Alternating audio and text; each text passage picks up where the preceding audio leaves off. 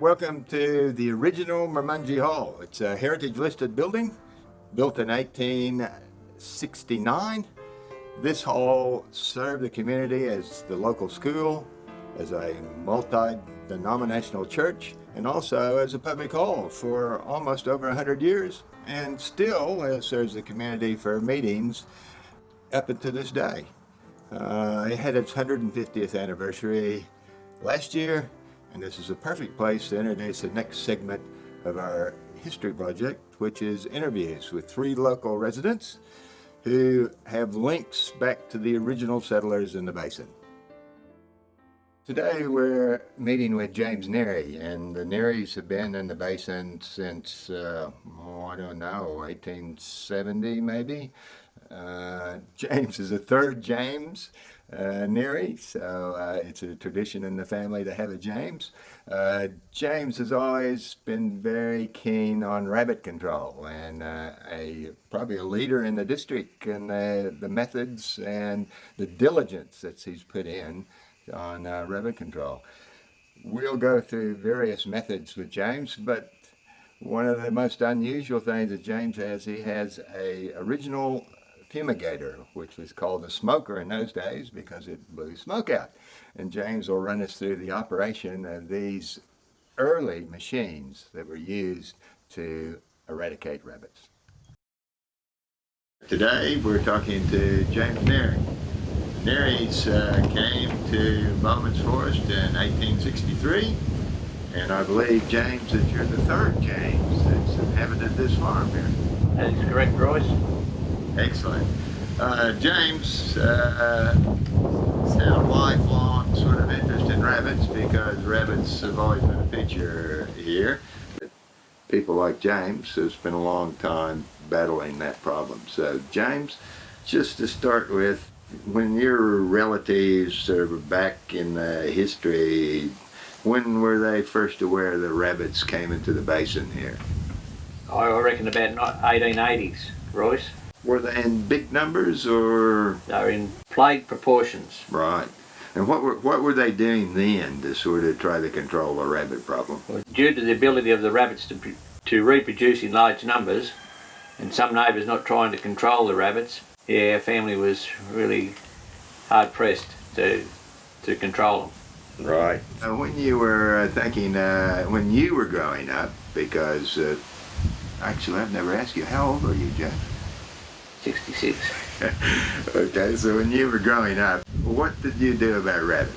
Well, when I was growing up, they were not in plague numbers, but there were large numbers of them, and most of them were along the creek banks or on the steep hills. And I had ferrets, and I used to go out shooting with a .22 rifle day and spotlight at night. And of course we had the fumigator or smoker. Right. And did these sort of make an impact on the numbers, or was this just sort of keeping ahead of the natural increase? Just reducing them a little, not knocking them right out. Right. I know that when I first came here, I know you still had ferrets in. How did ferrets work? Tell me something about that. Well, ferrets, you used to put them, first of all you had nets that you used to net the burrows with, and then you put the ferrets down there and the ferrets would get behind the rabbits and chase them out and into the net, and then you'd catch it and break its neck. And then put the net back on and put the ferret back down again to chase out some more. Did the ferrets eat the rabbits? Not supposed to, but sometimes they did, and that was a bit of a problem to get them out, to get them home. Right. What was the incentive for the ferrets to chase the rabbit out?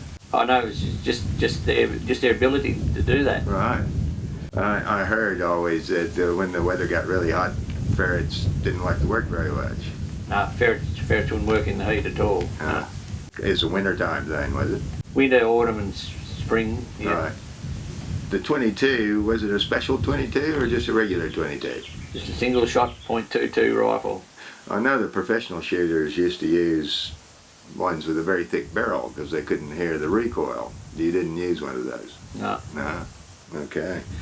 And was there a problem with the ferrets other than the fact that they wouldn't work in hot weather? No, not really, no. They just, you just had to keep feeding them at night and morning, that's all. So they weren't trouble to keep or anything? No. In the 50s, when myxomatosis came around, what was the impact of that? Well, between myxomatosis and the calicivirus, I reckon it reduced the rabbits down to about 10% Huh? in a few years. Done a wonderful job. Right. And Mixo, did you actually inoculate the rabbits, or where did they catch it naturally? No, they were inoculated by the Department of, by the Delands Department, sorry. Right. It was old Rex, wasn't it? Gervisoni. Gervisoni, that was him, I remember now. But you had to catch the rabbit first for Yeah, him to inject it. Yes. Yeah. How many did you have to catch? On a 300-acre farm, if you caught 10 rabbits and spread them around when you come home, that would have been plenty. And then it was spread by mosquitoes. Yeah. And the calicivirus different? Yes.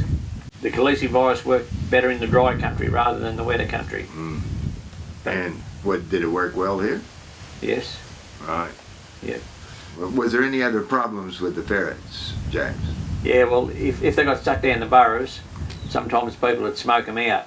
And of course, if it was late in the springtime, there was a bit of dry grass around, there were some kids smoked them out down near Everton down there one day and started a bushfire. So it wasn't a good idea. Unexpected consequences of rabbit control. Yeah. From your experience, what was the best method to actually control rabbits? Well, one of the easiest things was the fumigator or smoker that we had here, and the other, of course, is by ripping the burrows or warrens with a ripper on a tractor, bulldozer and/or excavator. Right. That sounds like it's a fairly expensive job, doesn't it? Yeah, it uses a lot of diesel and man hours to do that, but once the burrows are ripped, they usually don't come back to them. I know that the group that you belong to here actually won a pest award for controlling pest animals on rabbits in the 90s, and was that the sort of methods that were used then? Yes, plus also 1080 poison on carrots. Right. That was the main thing. They used to put down a trail, free feed them with carrots for a couple of nights, and then put the 1080 poison on them, and then run the trail out, and then the rabbits would eat the poison and die. I probably have to mention for people who don't know, 1080 is actually a naturally occurring plant-based poison. It comes from Western Australia. Native animals have a certain immunity to it. It's only the introduced ones that actually get poisoned by 1080. That's correct. So if you use it properly, it's not a big problem. No. Right. You mentioned the smoker. Can you tell me something? I know we've got your smoker here, which is pretty unique. Tell me something about it. Well, I think it was made in about the 1930s, and I don't know what the cost of it was when it arrived here, but it would have been a few dollars, I dare say. And it was good to use, but you couldn't use it in the summertime because of bushfire risk once again. So, and it was a two-man operation, minimum two-man operation. And the best wood to light in the fire was dry red box or red gum. And originally it was a horse-drawn machine, but later in the years we converted to a tractor drawn. And the fire is lit in a round chamber 3 foot high, 18 inches in diameter, and a hand pump 1 foot high by 1 foot diameter operated by one person. This pumped smoke from the sealed fire chamber via a flexible steel pipe. The end was put in one hole of the rabbit warren and sealed with soil. As the pump operated, the toxic smoke was forced through the entire burrow. Where smoke came out of the ground, it was sealed with soil. The operation continued for a short time to kill the rabbits. Now I believe the smoke was a volatile organic compound. And did the rabbits actually come above ground? Did they come out? The rabbits, hardly any rabbits come out. If they did come out and you caught it and killed it straight away, it was no good to eat. But if you caught it and bagged it for a couple of hours in a hessian bag and then killed it, it was all right to eat. Right. That's strange. Did you get anything for those rabbits? Could you sell them or not? Or No. when you were a kid, did you sell rabbits to? No. Oh, you could have, but I didn't sell them. All we sold was the skins. We skin them and sold the skins. The skins were worth $1 for about 12 rabbit skins or something. Is that right? Yeah. What happened to the skins? They went and made coats or furs out of them or whatever. Ah. Hats. Cooper hats, I think. Yes, I think, but they'd have to send them to Queensland to make them there. Well, I don't know where they... That's where the factory was. Yeah. It's amazing. I know that historically that there was 3 rabbit buyers operating in the basin, but you obviously didn't use one of them. You must not have needed the money. Probably not. Anything else that you want to say about the rabbit thing, James? So there's I know there's other sort of passive things about to controlling rabbits. Yeah, well, the other thing was the use of wire netting. Right. Some farmers netted their entire boundary out with netting. Hell of a lot of work. Hard work putting netting in because you had to dig it into the ground, bury it so the rabbits didn't come under it.